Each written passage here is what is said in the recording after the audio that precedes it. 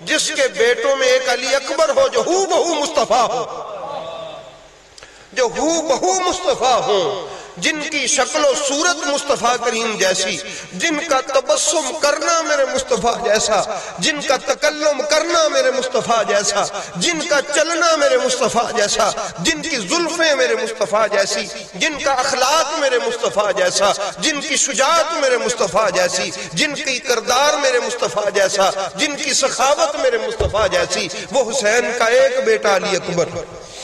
احباب گرامی، میں نے پڑھا کہ مولا حسین کا دسترخوان کبھی بند نہیں ہوتا تھا۔ جب رات کے وقت عرب میں رواج تھا کہ کوئی کسی کے گھر میں دھواں نکلتا ہوتا تو مسافر وہاں آ جاتے، جب مولا حسین لجپال کے دسترخوان کو بھی کلوز کر دیا جاتا، رات ہو جاتی تو حضرت علی اکبر اپنے خادموں سے کہتے میرے گھر کی چھت پہ آگ جلا دو، کہیں کوئی بھولا بٹکا مسافر رات کی تاریکی میں یہ نہ سمجھے کہ اس آبادی میں کوئی سخی نہیں ہے۔ جب سب کے دسترخوان بند ہو جاتے، نبی کی اس شبیہ کا دسترخوان جب بھی تل رہا ہوتا، تب بھی چل رہا ہوتا۔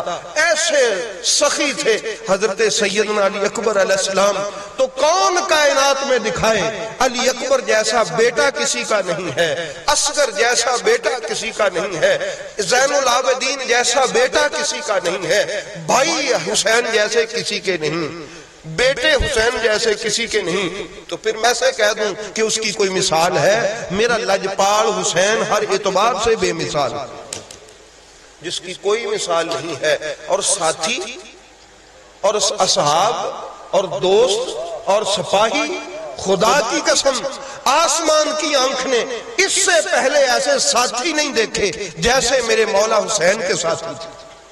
کیوں آپ خطبہ دے رہے ہیں، آپ فرماتے ہیں کہ اے میرے ساتھیوں، جاؤ تاریکی میں تم چلے جاؤ، مجھ پر کڑا وقت ہے، مجھے تنہا رہنے دو، تنہا رہنے دو مجھے، تم چلے جاؤ۔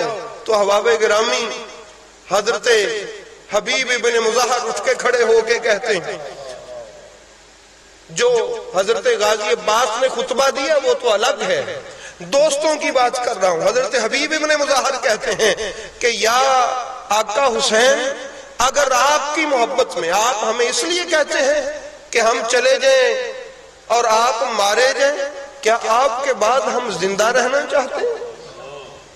آپ کے بعد ہماری زندگی کیسی؟ ہم آپ کے بعد زندہ رہ کے کریں گے کیا؟ آقا حسین، میں آپ کی محبت میں مارا جاؤں، پھر میں آپ کی محبت میں جلایا جاؤں، مجھے جلا کے راکھ کیا جائے، پھر اللہ مجھے زندہ کر دے، میری خواہش ہے میں پھر آپ کی محبت میں مارا جاؤں، پھر مجھے جلایا جائے، رب مجھے پھر زندہ کر دے، اللہ مجھے 100 بار زندگی دے، میں اپنی 100 زندگیاں تیرے قدموں پہ قربان کر دوں۔ صحابی رسول ہے اور ان کا روزہ، میرے آقا حسین نے فرمایا یہ میرے نانا کا صحابی ہے، ان کا روزہ مجھ سے دور نہ بنانا۔ تو میرے مولا حسین کی قبر پر جائیں تو ساتھ ہی سب سے پہلے جو روزہ آتا ہے وہ حضرت حبیب ابن مظاہر کا ہے، اور میں یہ میرے نانا کے صحابی ہیں، ان کو یہاں دفن کیا جائے۔ ایسے ساتھی بھی کسی کے ساتھی؟ حضرت زہیر بن کین اٹھ کے کھڑے ہوئے، انہوں نے عرض کیا آقا حسین 1000 مرتبہ مجھے قتل کیا جائے، 1000 مرتبہ مجھے قتل کیا جائے، میں 1000 بار اپنی جان تیرے قدموں پہ نچھاور کر دوں مگر واپس جانا پسند نہیں کرتا، 1000 بار تیرے قدموں پہ قربان ہونا پسند کرتا۔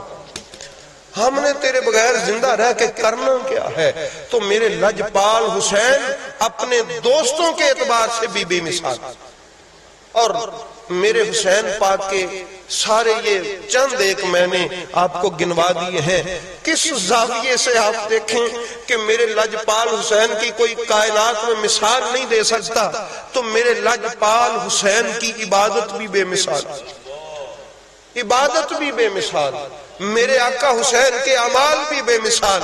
اور عبادت کو تو چھوڑو، میرے آقا حسین کے ایک سجدے کی کوئی مثال نہیں دے سکتا، ایک سجدے کی کوئی مثال نہیں دے سکتا۔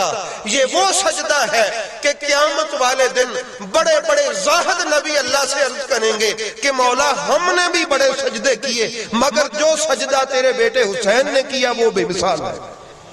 وہ بے مثال ہے۔ تو احباب گرامی کس کس زاویے سے میرے حسین لجپال کو آپ دیکھیں گے کہ ان کی کہیں سے مثال مل سکتی ہے؟ جس کا بیٹا اتنا بے مثال ہو اس کا باپ کتنا بے مثال ہوگا، اس کی ماں کتنی بے مثال ہوگی، اس کے آباء و اجداد کتنے بے مثال ہوں گے۔